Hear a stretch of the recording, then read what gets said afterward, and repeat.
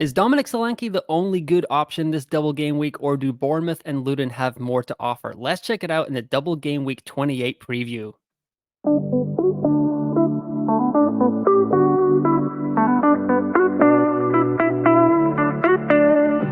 What is up, everyone? Welcome to another episode of Backup Fantasy Sports. It is Wednesday, March 6th. My name is Ewan. On today's episode, we're going to get into some FPL with a double game week 28 preview.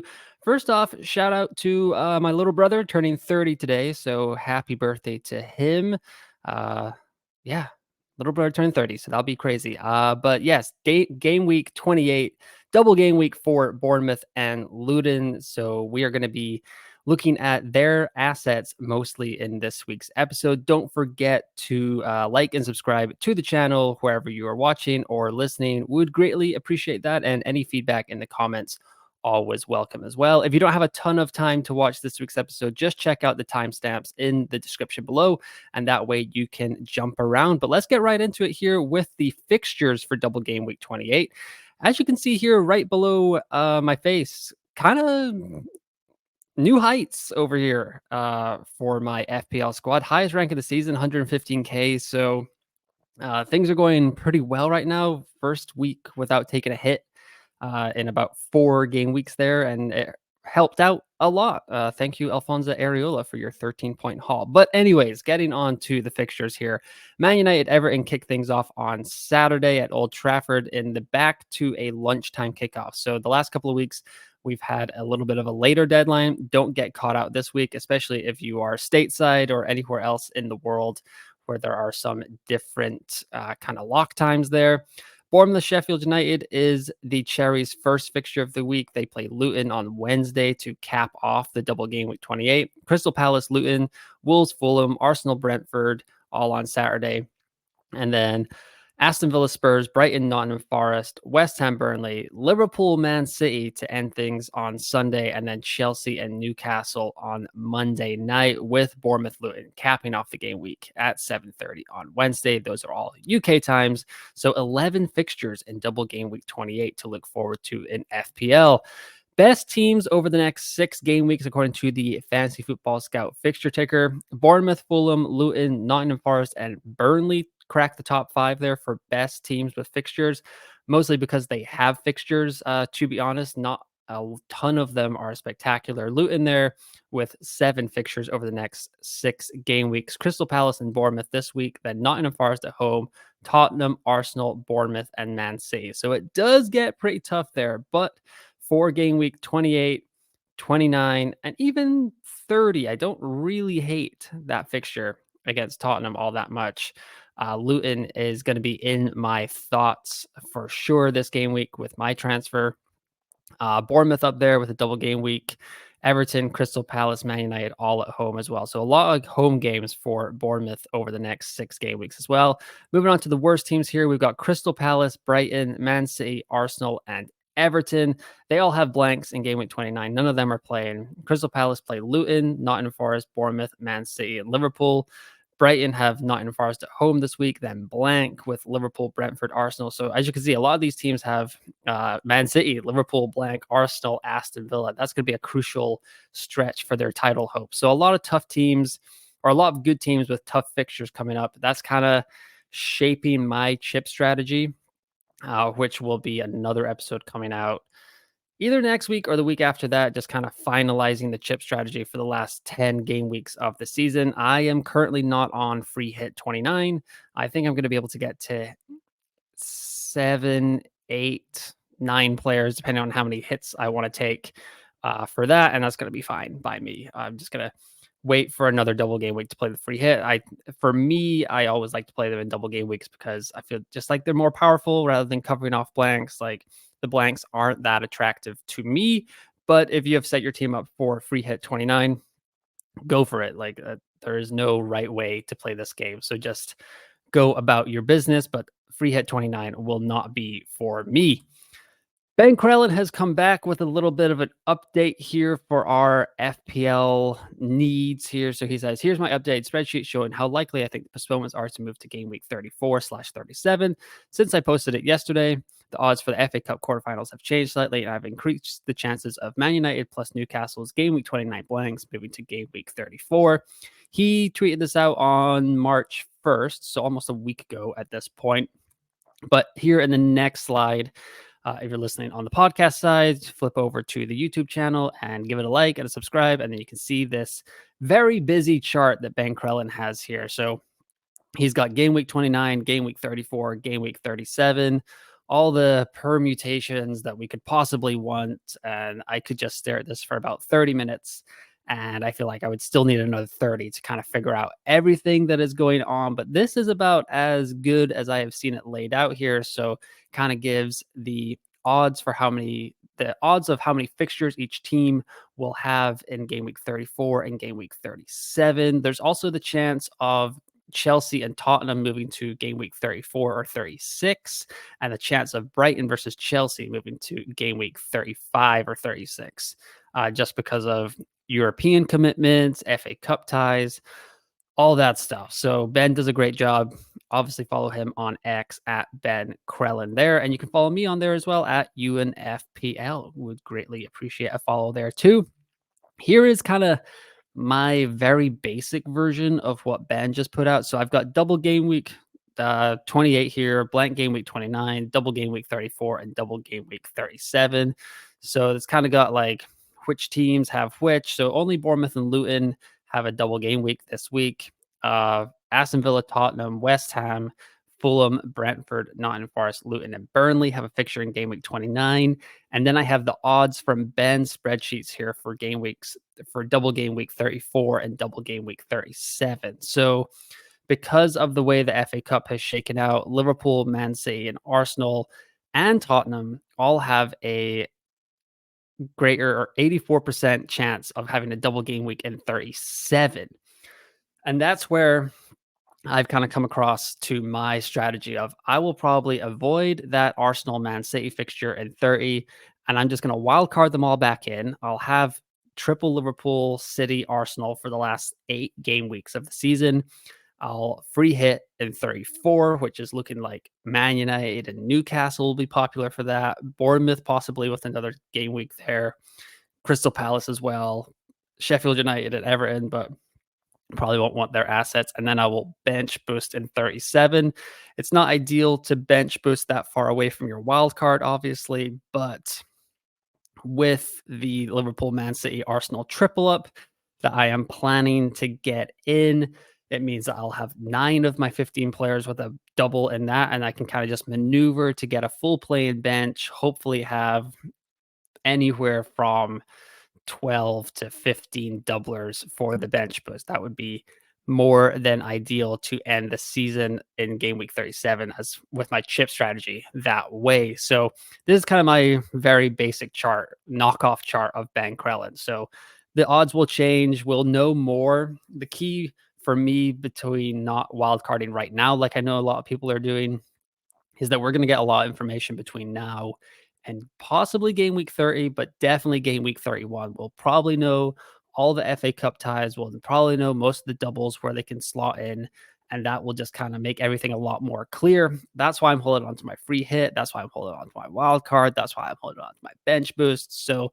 let me know what your chip strategy is. I kind of just laid it out there for me. Probably going to wild card 31, free hit 34, bench boost 37. That's kind of, honestly, that's the second easiest path that I can take right now. I could free hit 29, but just not super convinced by those fixtures there. And I've got some good players from those teams. I should have most of the main culprits for that blank game week in 29 there.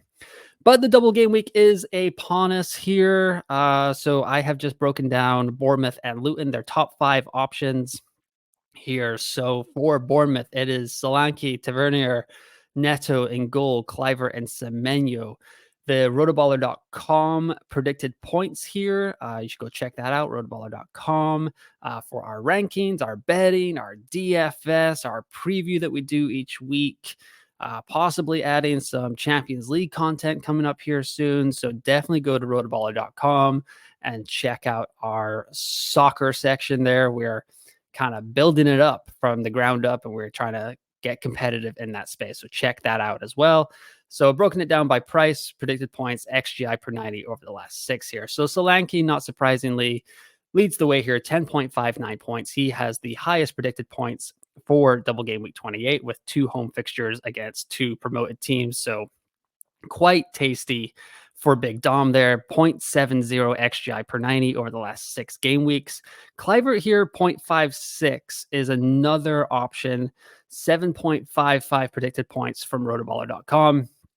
And his price is 4.6 million. So the nice thing about Bournemouth and Luton assets are they're not going to break the bank. You really don't have to like take out a big hitter this week to get rid of them and like kind of replace them with another big hitter from one of these 2 teams. All of these guys are affordable. Semenya down here as well, 6.4, 7.37 predicted points, 0.27 XGI per 90 over the last 6. He is kind of the most tempting second option from Bournemouth for me, just because, I mean, I kind of watched their game on Sunday. He looks pretty good. And yeah, seems pretty nailed. There is rotation, obviously, with Tavernier, Sinistera, Clivert all in there as well. So that could be an option. But Solanke, nailed on for me. Already got him in my team. Don't have to worry about it. Welcome the price rises. Bring on the price rises this week. Come on, FPL.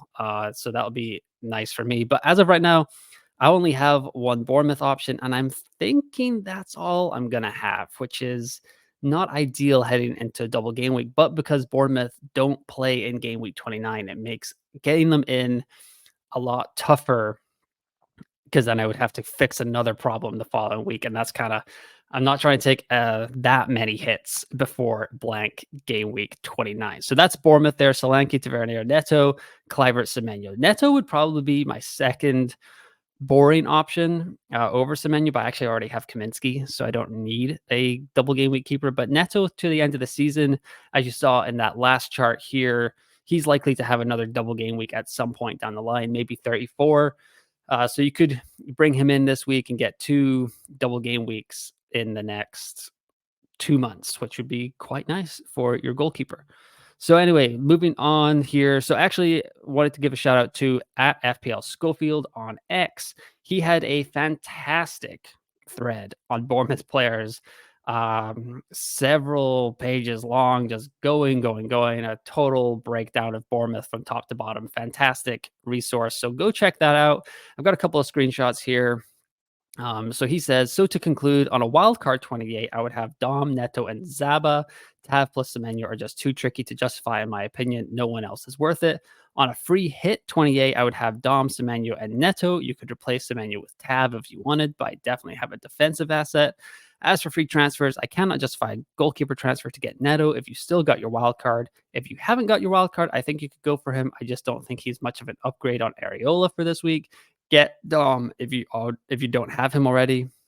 And then he says, sadly, I think Semenyo breaks your team structure too much to justify transferring him in.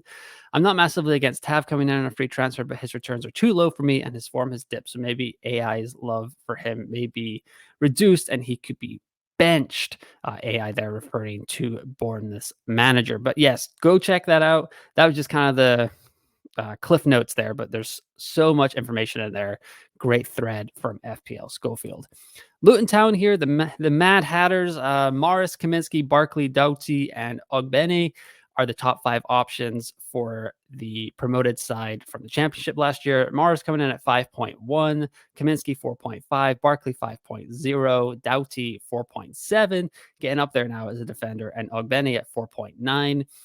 Rotoballer.com predicted points here. Morris tops the Luton Town asset 7.09. So he is a lot less kind of than Dom in price and in predicted points.